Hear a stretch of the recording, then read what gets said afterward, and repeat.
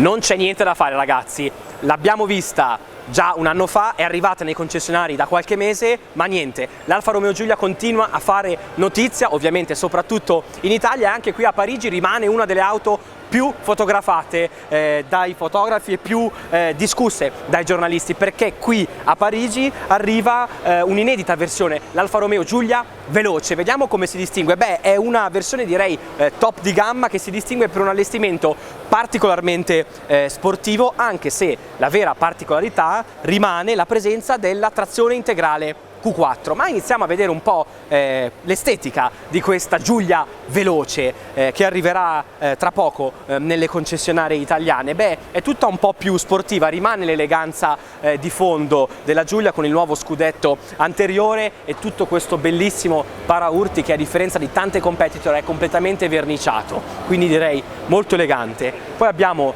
cerchi in lega qui sulla fiancata e la scritta veloce, che ci fa capire che siamo in presenza della versione appunto a 4 ruote motrici da 19 pollici, cerchi bruniti appunto con il classico design Alfa Romeo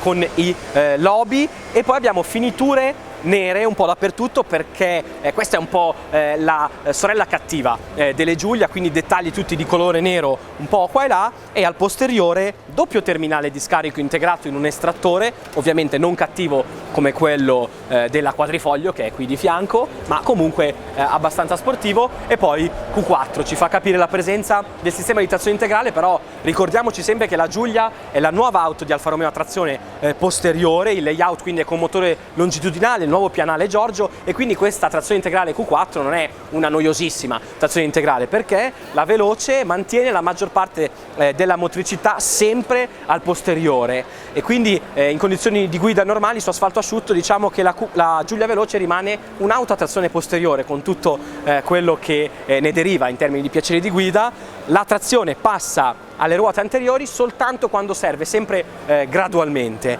quindi ben fatto, una trazione integrale comunque per un cuore alfista, per un automobilista sportivo. Vediamo dentro come è fatta la veloce, perché vi dicevo che è un po' la sorella cattiva delle Giulia, e anche dentro ce lo fa un po' capire con questo allestimento particolarmente aggressivo. Guardate che belli sedili sportivi, anche qui non aggressivi ovviamente come quelli della Quadrifoglio, ma quasi, poco ci manca. Pelle traforata di buona qualità, è bene sottolinearlo, perché in tanti dettagli la Giulia, e questo è un argomento che ha fatto tanto discutere, è davvero un'auto di grande qualità a livello premium, ma solo delle sviste, quelle là che non possiamo non menzionare, ma globalmente hanno fatto un ottimo lavoro. Qui al centro abbiamo di serie sulla veloce il sistema di infotainment con display da 6.5 pollici, un nuovo sistema di infotainment sviluppato dal gruppo FCA per i modelli premium. Non è a livello, va detto, dei tedeschi, diciamolo chiaramente, perché non ha tutti i servizi diciamo di connettività a internet, e quindi è un po' più indietro rispetto agli altri, ma è comunque un passo in avanti molto importante per Alfa Romeo, e basterà qualche aggiornamento per renderlo comunque al passo coi tempi. Bello il volante sportivo con ovviamente start e stop, il pulsante per dare vita al motore qui integrato nel volante, molto sportivo, e strumentazione classica. Siamo su un Alfa Romeo, un'auto tutta da guidare, non c'è spazio per i fronzoli, quindi 2 strumenti circolari e un bel computer di bordo al centro. Mi piace la posizione di guida, io ho guidato solo la Quadrifoglio, ma ritrovo qui tutta la sportività della versione più estrema, pelle un po' dappertutto, e dietro l'abbiamo già vista un po' come è fatta questa Giulia, ma diamole ancora un'occhiata. Anche qui belli materiali, quelli più presenti, quindi la pelle è veramente bella. Guardate, qui hanno coperto, non mi ricordo se era già fatto sulle Giulia che avevo visto in passato, ma con la pelle hanno coperto qui tutto il montante. Prima forse si vedeva la plastica, guardate invece qui che bello, c'è la pelle, quindi non si vede plastica dura.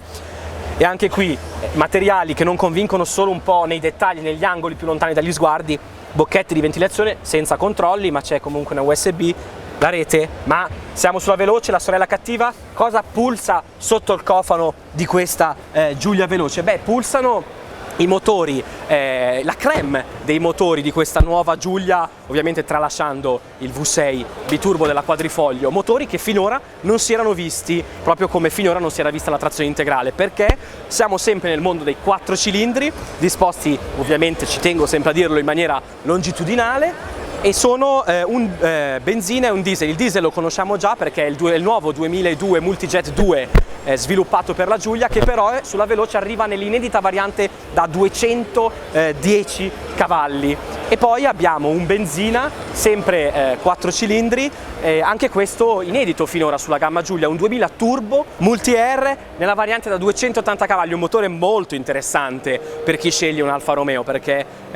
un Alfa Romeo secondo me come la Giulia sarebbe veramente bello prenderla e poterla guidare tutti i giorni con un motore a benzina. Siamo sempre nel mondo del top di gamma con la Veloce, quindi entrambi i motori vengono abbinati al cambio automatico a 8 rapporti con paddle al volante, lo sappiamo, di origine ZF, e questa è una conferma. Giulia Veloce, prestazioni incredibili, per esempio pensate che aggiunge soltanto 60 kg la trazione Q4 rispetto alle classiche versioni a trazione posteriore, e questo è un bene perché la Giulia fa della leggerezza una delle sue armi per la performance, e la versione diesel 210 cavalli, 470 Nm dal nuovo 2002 italiano, pensate a uno scatto da 0 a 100 in 6,8 secondi, una velocità massima di 235 km/h, niente male per una berlina diesel. Le tedesche sono di nuovo avvisate, vediamo cosa saprà fare quest'auto, e alla fine chiudo con una provocazione: trazione integrale, meglio un Audi A4 4 o la Giulia Veloce?